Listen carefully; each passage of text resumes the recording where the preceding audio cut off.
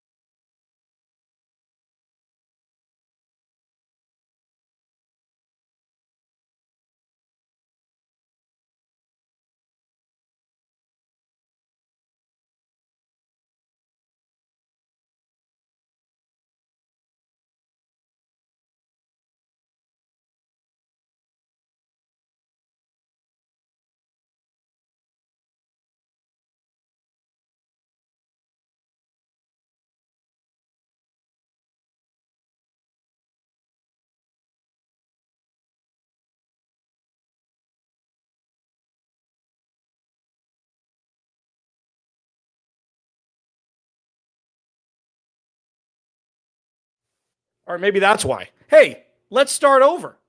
How about that? How are we now? Is everybody happy now? Sweet mother. Cardinals win. Let's do a recap. It was only 2 minutes. It's the first one, man. My thing was turned all the way down because I was testing something before the damn show. Cardinals win. It was ugly. It was pretty. It was everything in between. Okay? The Cardinals showed that when things look good, they look good on both sides of the ball. And we also saw some not so great things that we were so used to, like the last 6 minutes of the game.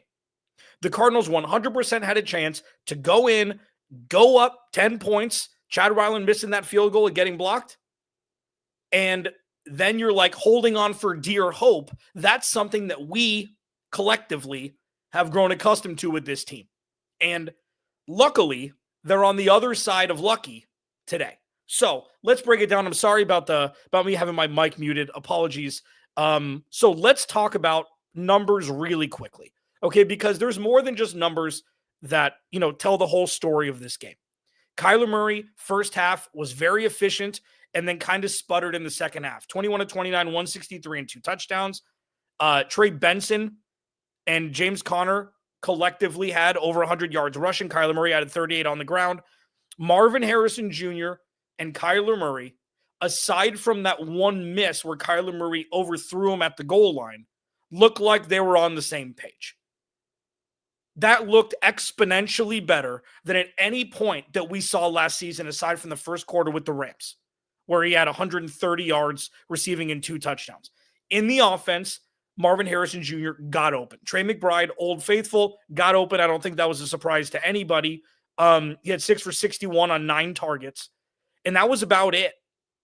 Like, what makes the Cardinals good on offense could also be their Achilles heel because he's only throwing to 2 dudes, Marvin, Trey. And that's not outside of the norm. I mean, I always talk about Patrick Mahomes with Travis Kelce and Tyreek Hill, not comparing the two by any stretch, Patrick Mahomes and Kyler, but we saw that. Trey Benson had that nice scoot, caught the edge, had a large chunk run that set up a field goal, but they looked rusty. The entire team looked rusty.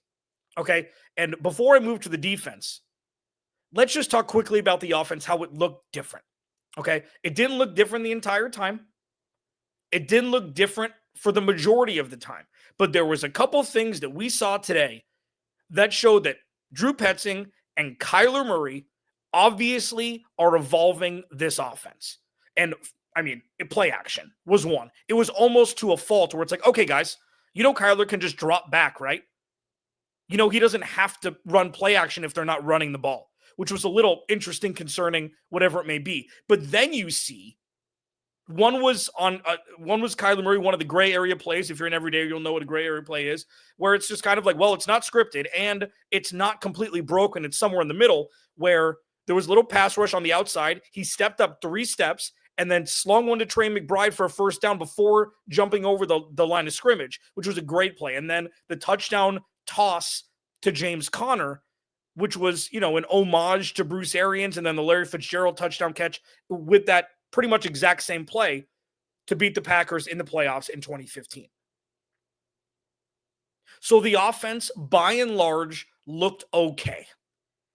The downside is we saw a lot of the downsides that we saw last year, especially not being able to put the game away when you need to, and a lot of it has to do with the offensive line. And that's frustrating. Because going into the draft, the entire cycle, I said Gray Zabel, Josh Simmons, Gray Zabel, interior offensive lineman, right tackle, interior offensive lineman, right tackle at 16. The Cardinals decided to go Walter Nolan. We'll see what happens, when he comes back. But the offensive line already is shown to be an issue. Cam Jordan in his 15th season had 2 sacks. Alontae Taylor had one, spying Kyler Murray and blitzing that forced the Cardinals to turn the ball over. But all in all, drop in the chat, what grade would you give the Cardinals offense specifically today? Let's be honest. What grade would you give? Drop it in the chat.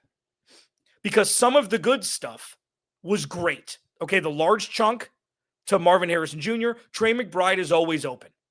Those things are still true. So we'll see what happens down the stretch. We'll see what happens next week in Carolina against another not-so-great defense. But all in all today, it wasn't terrible, and they won the game. So you got to be happy with that, at least. Let's talk about the defense next, something a little bit more exciting. Ace, relax. F+, it's not even real. We'll talk about the defense next. I have a feeling people are going to be more happy about the defense than they were the offense. That's next, Locked On Cardinals, your team every day. Today's episode of Locked On Cardinals is brought to you by Yahoo Fantasy. Dude, listen. If you're not shaking, looking at your Yahoo Fantasy app all day, I don't know what to tell you. It's the best time of year. NFL is here. Fantasy football's in full swing. I got 3 leagues. I'm juggling that while watching the Cardinals, while tweeting, while taking notes for the postcast and the squad show and my show come Monday. But Yahoo Fantasy's got you covered with all things fantasy football. Today, maybe you're starting Trey McBride and Marv. Marv had a nice first showing with a touchdown. That'll boost up your numbers. Kyler Murray had a good first half, had a good showing. If you're starting him at quarterback on your Yahoo Fantasy League, you're looking in pretty good shape. To celebrate 28 years of fantasy football, greatness, Yahoo's dropping 28 big new features over 28 days through August and September. The Guillotine League. This is insane. It's a league where if you score the least amount of points in your league in a week, you're eliminated from the damn league. No more league for you. It's bonkers. And Yahoo Fantasy's got you covered. Stay tuned for more killer announcements and start playing Yahoo Fantasy Football now at yahoofantasy.com/LockedOnNFL. All right. So the Cardinals offense looked okay. Spurts of good.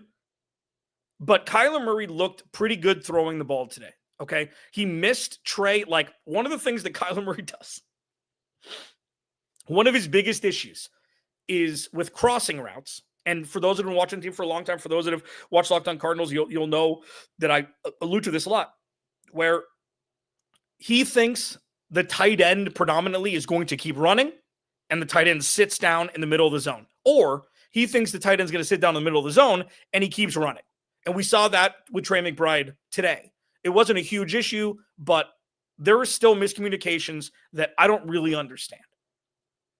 But to say that the offense didn't look different today, that's just not true. The outcome towards this down the stretch wasn't great. James Conner wasn't great, but you could tell that the Saints were like, all right, you're stopping the run. And then the offensive line has to get better. You hope this is rust. The offensive line has to get better. Now let's pivot to the defense. The defense was fun at times. The defense was, let's hope that's not a thing at times. The pass rush was pretty much non-existent, which is troubling. Josh Sweat had a couple almosts. He had a couple almost got there. Baron Browning looked good. Okay, Baron Browning looked good. The interior of the defensive line looked okay, but they were still able to have some chunk runs up the gap. Right up the middle. The middle of the middle wasn't great. Akeem Davis-Gaither had one great defensive play, but besides that, he was pretty average. The DBs looked okay. Max Melton had a couple bad penalties, but then he played really well on the outside for the remainder of the game. Will Johnson looks good. He had that interception that was called back by Max Melton, defensive holding, illegal contact call, which was ridiculous. But, the DBs look pretty good. Dadrian Taylor Demerson looked good. Budda Baker ripped that ball away from Jawan Johnson to save the tying score. Tying score pending an extra point. It's surprising. Like, the thing that surprises me most today is that the DBs played better than the front. The DBs played better than the front seven. And I don't think I'm delusional yet. I'm seeing a lot of delusional. I'm seeing the defensive front isn't as good as advertised. I disagree. People have such short memories. Do you remember how bad it was last year? Do you remember? It was bad. Like, real bad. Like, really, really bad. And it'll be interesting to see. So the one thing we do know about this defensive line is, first, there's a lot of proven veteran talent that came in. Dalvin Tomlinson, Calais Campbell, Josh Sweat, okay? Whether they're not the A-plus guys that everybody wanted them to sign and overpay for this year, they are well above the talent level that they were last year. I think that's obvious. Let's move on. There were so many different collections of talent on the field at different times. Dante Stills played well. You saw LJ Collier in the middle with Calais and Dalvin Tomlinson on the sideline. I'm curious to see how many snaps these guys are going to play. Jordan Birch didn't show anything today. I only saw him on the field for a couple snaps. There are so many cooks in the kitchen, and you're going to have to see through it. Like, you can't do it in practice. You can't do it in the preseason. You can't do it anything like that. You've got to see through gameplay and game film what the best collection of talent at any given time is for this team, and it's still TBD. It's week 1, okay? So let's do these takeaways here. Remember, right after I hit end on this stream, which is going to be in the next couple minutes, we're going directly to the Cardinal Squad Show with myself, Jameel Douglas, and Ben Garcia. We're going to do a full hour. You can stay on the same damn channel. All you have to do is refresh and hit whatever you hit, and let's start commenting over there too. I'll be doing my full 5 shows, Monday through Friday. This is going to be the cadence. End of game, me for 15 or 20 minutes for a postcast, and then a full hour of the Cardinal Squad Show. Let's take the takeaways here quickly from this game. 1, they got to win on the road. They moved to 1-0. It doesn't really matter how it happens. In the long run today, it does. The offense looked anemic down the stretch. It was, bailed out by a huge Greg Dortch return to put the Cardinals in a scoring spot. Blocked field goal, would have put the game away. Didn't. Saints came down, scored. The Cardinals had 3 minutes. The Saints had 3 timeouts and the 2-minute warning. And all the Cardinals needed to do was get 1 or 2 first downs to end the game in victory formation, and they couldn't. That's the biggest thing for me, on top of the offensive line, that you're going to take away from this, even though they got the W. Marvin Harrison Jr. and Trey McBride looked good. Trey Benson looked good. That's the positive takeaway. Defensively, the front looked old. They were rushing a lot in back-to-back with with the no-huddle offense late. So, yeah, anybody's going to get gassed at that point. They just didn't get in the backfield nearly as much as people expected. And then on the other side, the positive side, the DBs look good by and large. Will Johnson looks like he's ready to play right now. And if that's the case, him, Garrett Williams, Max Melton, Dadrian Taylor Demerson, Budda Baker, and Jalen Thompson, you're going to be looking at a top 5, top 7 DB group in the NFL. Now, if the pass rush can actually take that 0-1 jump, we're going to see great things. Remember, if you watch Locked On Cardinals at all this week, I thought the defense was going to look rusty because these guys have never played together before. They didn't play in the preseason. They played in camp. They had 1 joint practice against Denver where you're running at half speed anyways. It's going to take a little while for the defense to gel, but you got to trust Jonathan Gannon and Nick Morales to get it done sooner rather than later. Please follow me on Twitter, Clancy's Corner. Follow the podcast at Locked On AZ Cards. If you don't subscribe to the YouTube channel already, do it now. We're going to do the squad show right now. Like, literally before 1:30 p.m. local time, we will be live again. Stick and stay. I will talk to you soon. And also, I will see you Monday through Friday, free and available, or you get all your podcasts and stuff. Remember, without you, there is no me. Cardinal Squad Show right now.